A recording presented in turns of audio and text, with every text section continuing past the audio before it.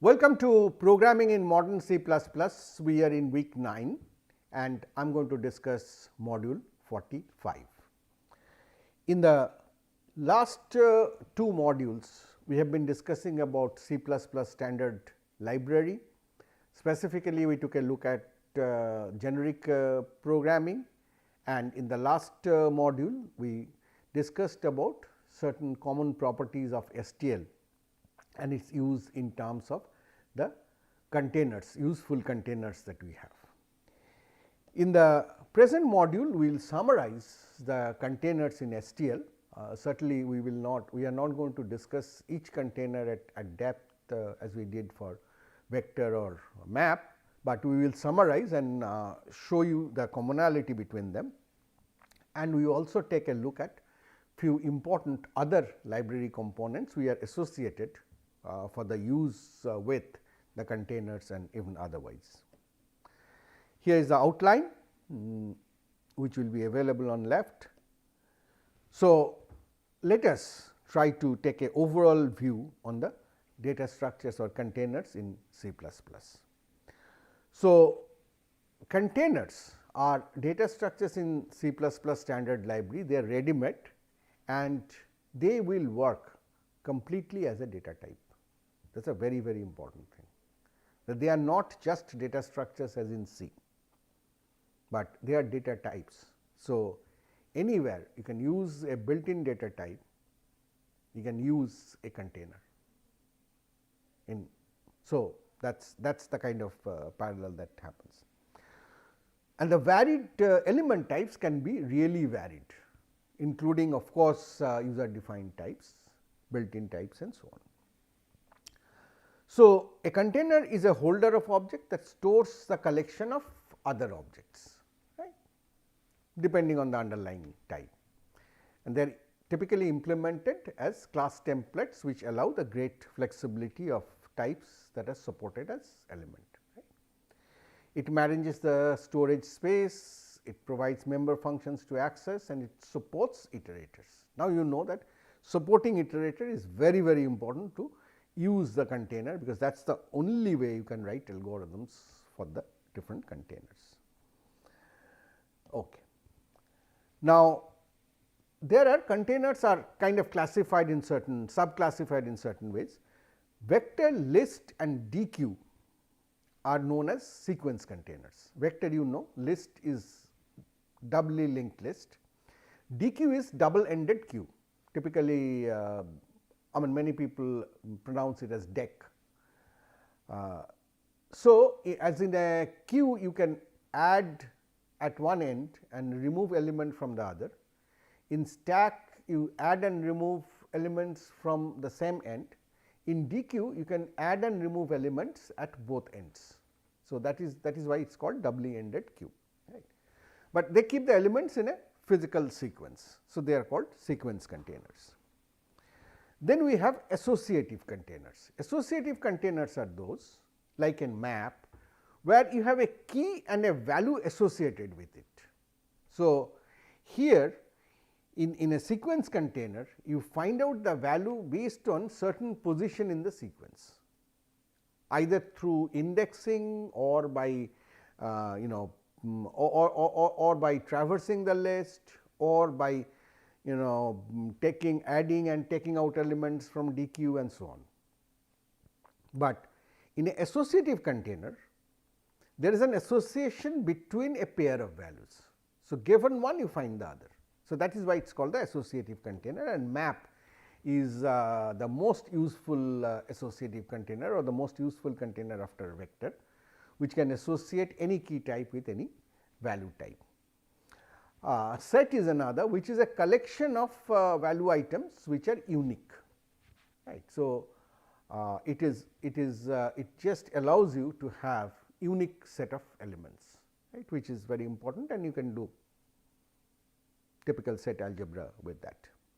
Multi-map and multi-set are relaxations on the map and set, where you have allowed duplication of elements. Like map will not allow duplication of key, but if you want duplicate keys with different values associated with them to be present, then you can use a multi-map. Similarly, you can use a multi-set. In C++, we will see there is also things like unordered map, which is basically hash table or unordered set, because even though we do not say in terms of the associative container, the underlying implementation of these containers do need an ordering, and since they do need an ordering, the element type should be such that the ordering should be possible, they should be comparable, right. But in unordered cases you would not require that. And many are called almost containers.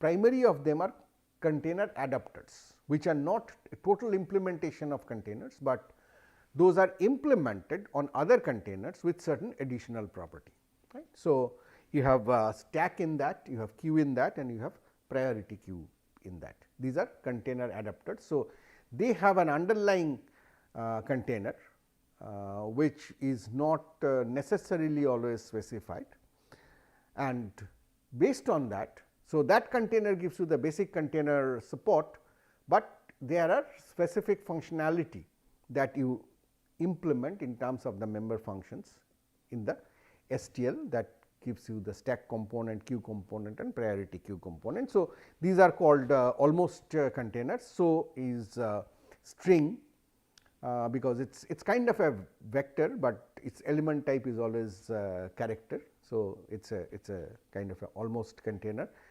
General arrays that we have in the language is a almost container. Bit set is where we keep the bits, is an almost container, and so on.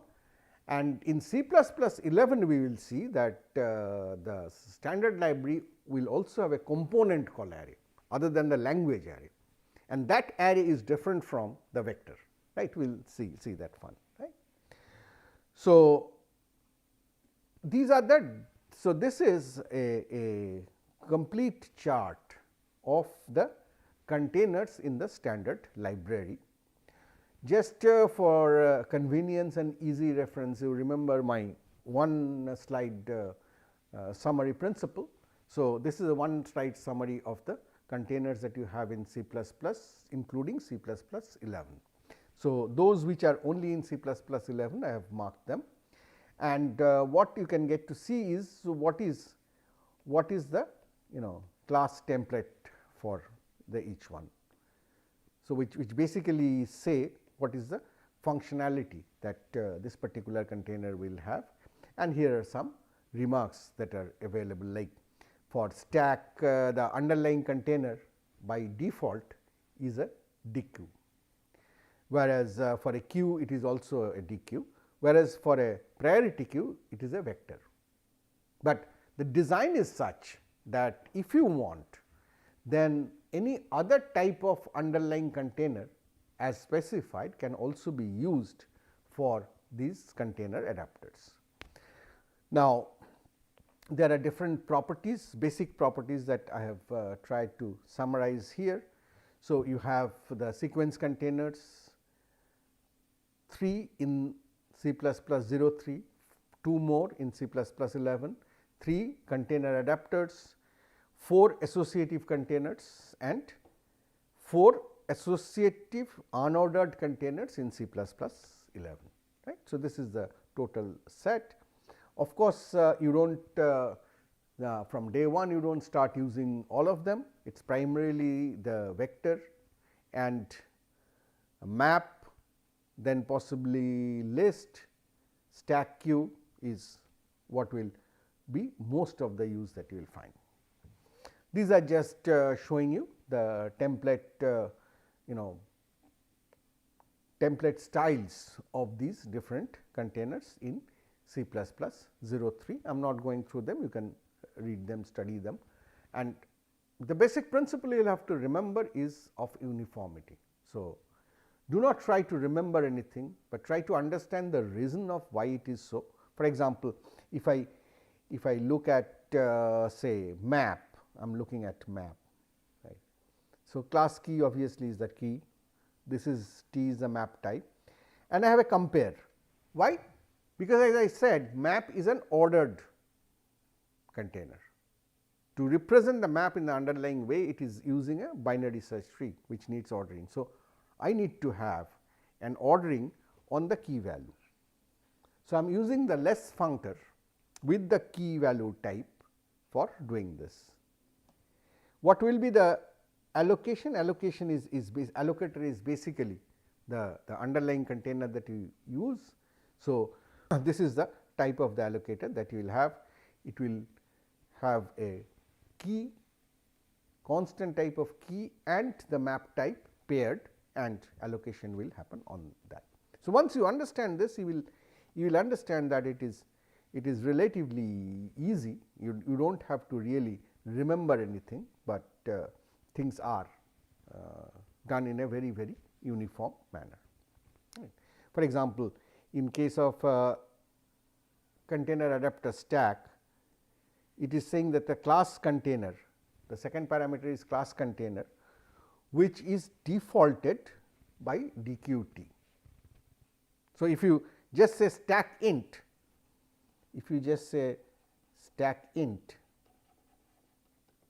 what have you specified? You have specified this T as int. So, your stack will actually be implemented, you will get a code that is implemented on DQ int, deck of integers.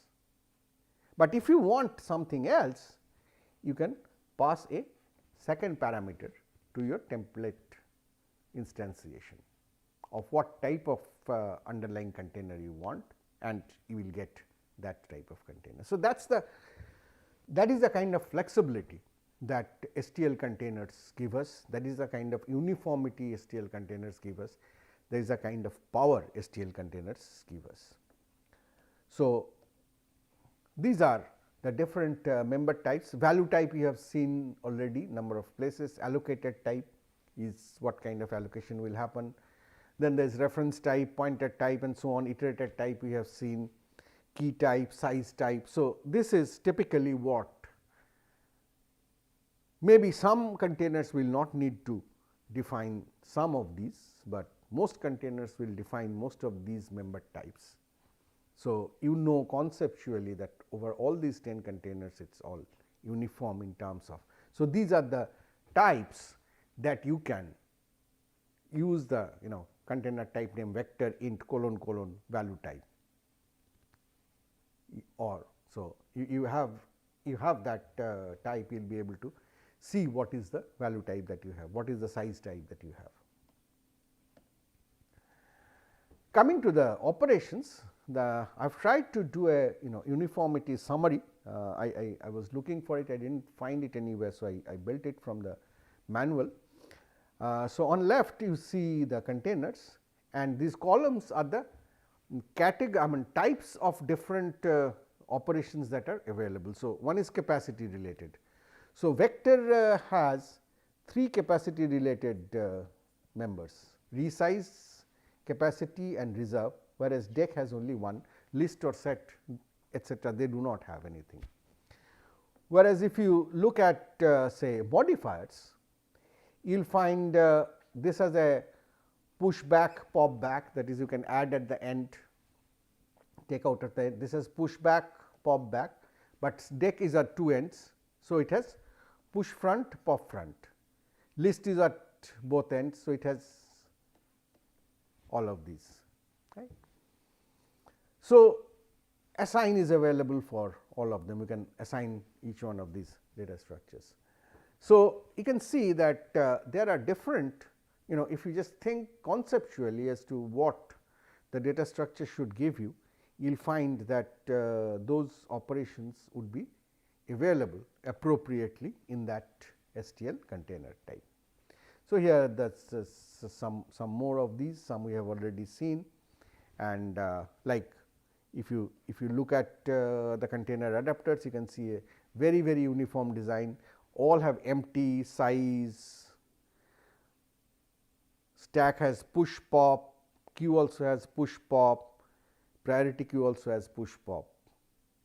In addition, to keep to the naming conventions used in queue, it also has front and back, right. So, these are different kind of operations that you can think of. So, kind of that was a summary picture of what you have in terms of containers in STL. Before we close on STL and the standard library, let me just take you through some of the other components like algorithm. Algorithm is a component, a header which defines a collection of functions which are designed to work on a range of elements. Where do you get a range of elements? By iteration, right. So, that is how algorithms can work on any container, right. So, it is naturally STL style. So, it takes one or more sequences and one or more operations and performs. Naturally, there is a large number of algorithms available, but some are like find is BEV written in short form. So, that I should give a lower annotation also, I can give that, but it is quite obvious. B is the begin iterator, E is the end iterator, V is the value. So, you are doing a find, you have already seen that find V, begin, end, predicate, right. Similarly, count, it counts how many are there of that value V and so on. So, find, count, sort, copy, unique copy, merge, these are some of the very common algorithms which will be available in this component. Just to see an example say of copy. So, we can copy the elements from a range of first to last to another iterator starting at say result, right. So, it has to take two iterators, one is the input iterator from which you are copying and another is the output iterator to which it goes. So, the output iterator finally is the result that you return. So, in the input iterator you get the first and last, output iterator you just have the result where you will copy, right, the destination. It is quite simple as to how the code will look like. It is, you do not need to write this because it is available in the algorithm component, just include that, you will have a copy. So, here I have defined a list of int and a vector of double, and I have made the size of this vector same as that of the list because I want to copy in that. So, I am copying elements from a list of integer to a vector of double, and just see how easy it is. First I will check if the vector is large enough, if it is not, then certainly I cannot do, and then copy is just a one line code. This is the beginning iterator of list, ending iterator of the list. So, this is my list and this is the beginning iterator of my destination, output iterator, the vector where I will copy, right. So, once I have done that, it is all available. I can assign this to get the final iterator if I want to use it. I have directly used the vector itself and I have sorted it using the sort function which is also available in the algorithm. So, once I do that, naturally you can see that how easily things can be copied and sorted using the algorithm component. There are very interesting numeric component available which can also be used in semi numerical context. So, the numeric header basically has had in C++ 03 it had four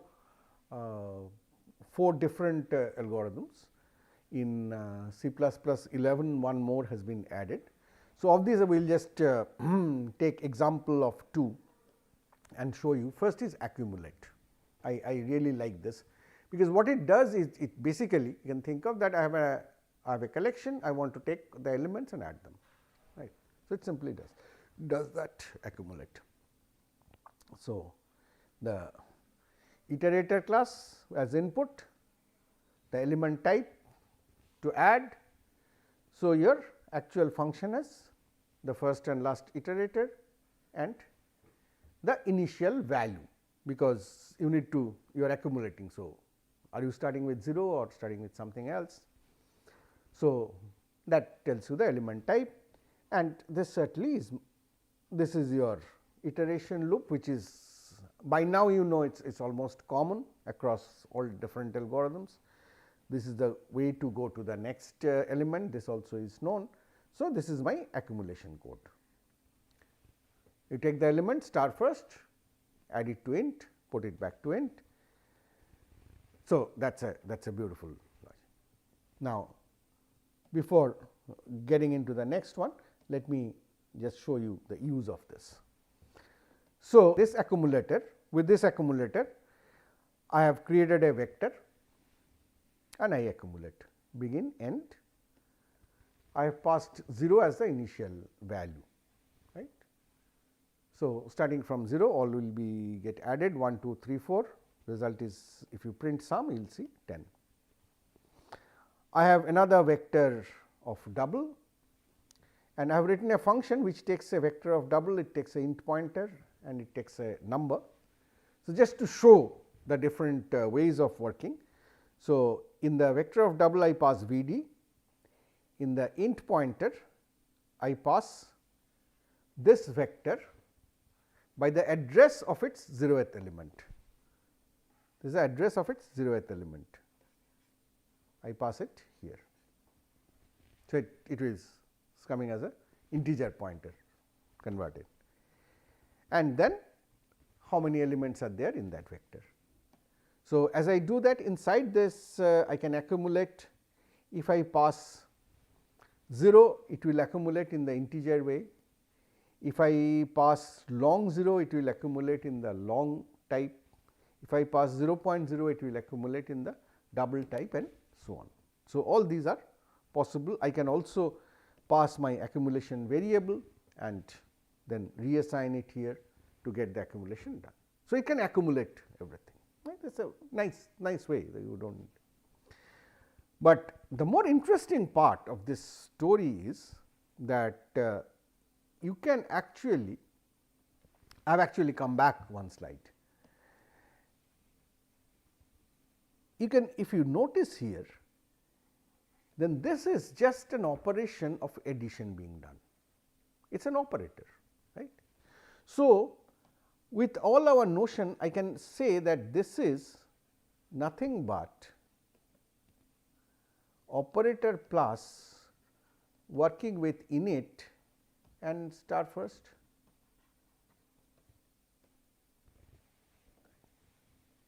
Right. So, it is possible that I would not hard code this operator plus, rather I will pass it to this algorithm as a function object. So, I put another parameter binary operator, I put another parameter to this accumulate function also, and I pass an op, which is a binary function object, right, which certainly has to return an appropriate type of value, which is same as t. So, then this generically is changed to op applied onto init and star first, and that will do the job. Now, if I pass operator plus, of course, I will not, because I have the default accumulator. If I pass operator plus, then I will get the first behavior, otherwise I can pass anything, I can pass an operator multiply, then the values will get multiplied, right, as nice as that, the same code. So, let us go and see this. So, I have this accumulate,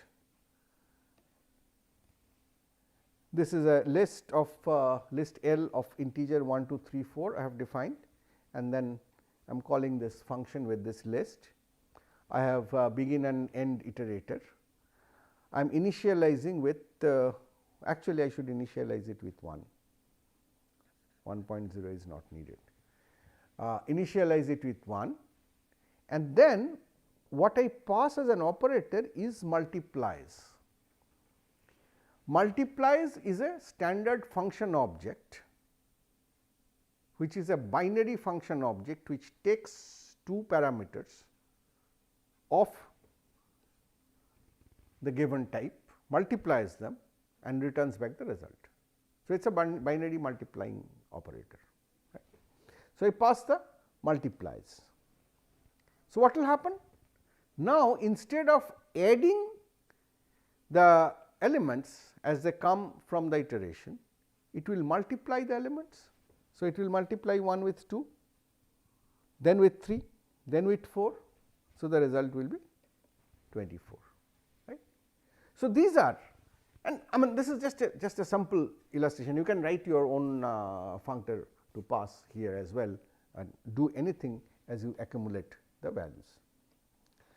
The accumulation can be done in terms of components of records also. Suppose you have a record which has unit price and number of units, and you want to see what is the total price, total value of the collection.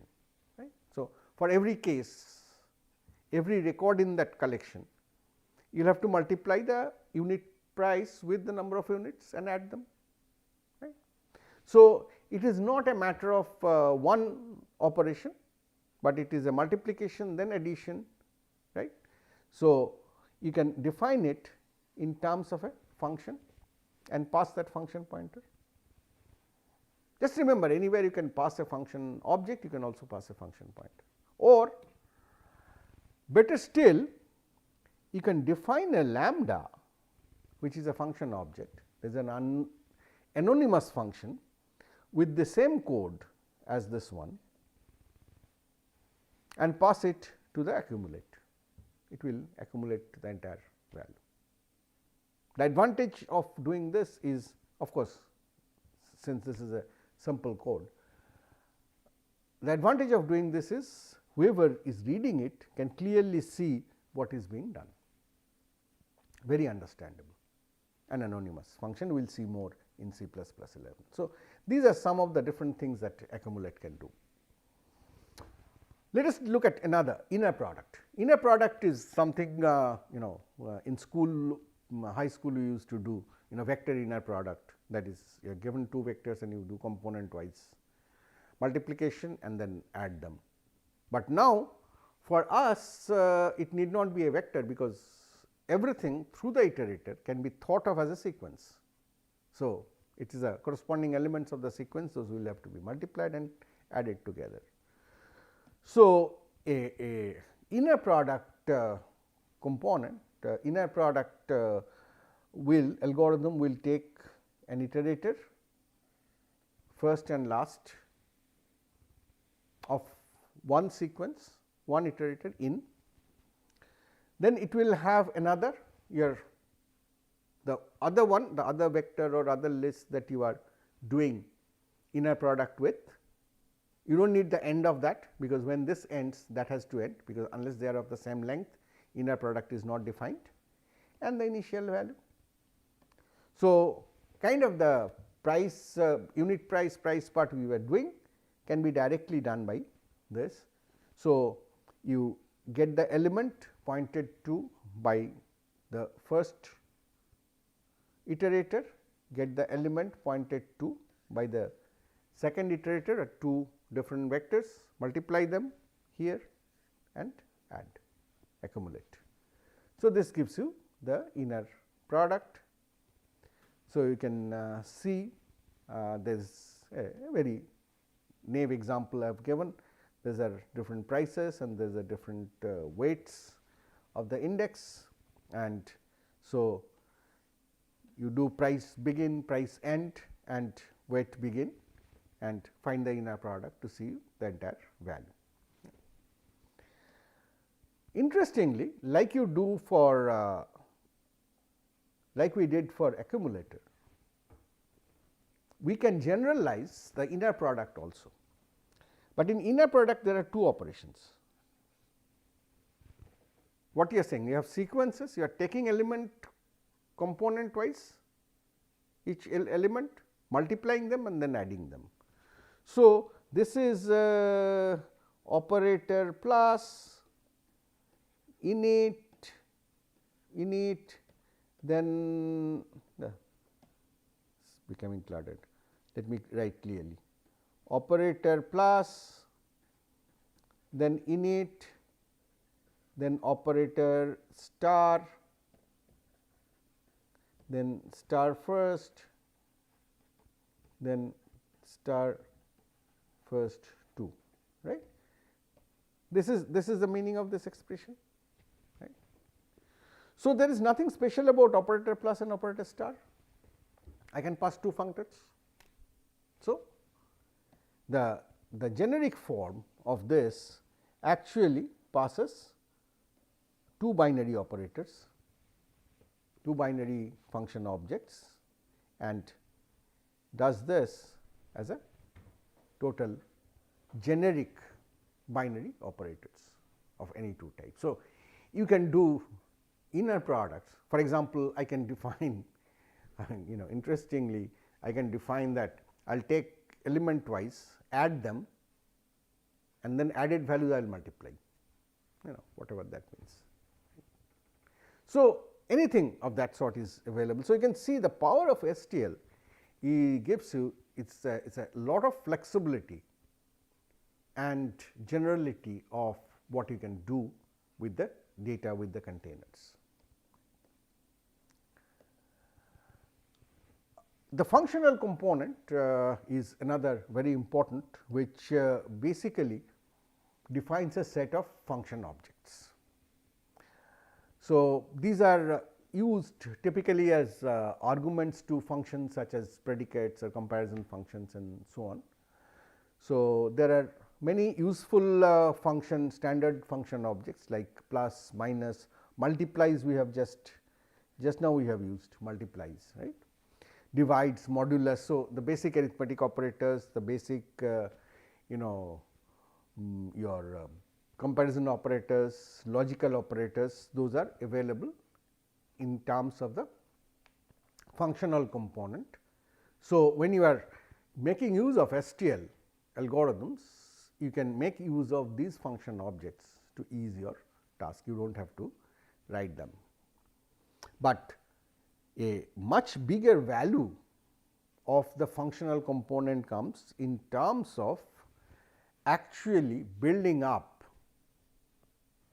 bigger components, more powerful components in terms of building up closure objects and so on and so forth. So, there are some like there is a template called function, which allows you to define the prototype of a function having certain input parameter types and a given result type. So, you can write something like function int, I am sorry, this is function, this is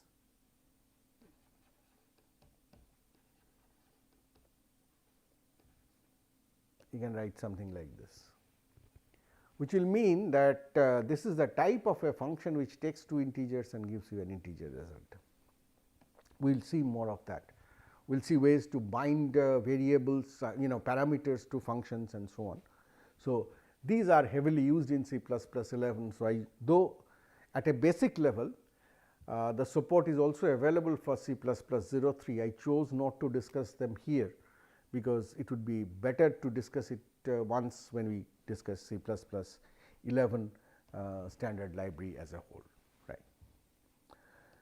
So, that brings us to the closure of the discussion on the C++ standard library. I have obviously, while I have tried to summarize the containers extensively, because I feel the containers, iterators and associated algorithms are the most useful, but we have been able to glimpse through only some of the algorithms and functional particularly partly, and there are a number of other even besides the IO related ones, there are a number of other components as well, which are less frequently used, and you will once you learn the style of STL based standard library use, I think any other component you will be able to learn by yourself very easily. Thank you very much for your attention. This brings us more or less to the closure of C++ 03 discussions. The remaining 3 weeks we will really spend on the modern part of C++, which will be C++ 11 and at times C++ 14, C++ 17 and so on.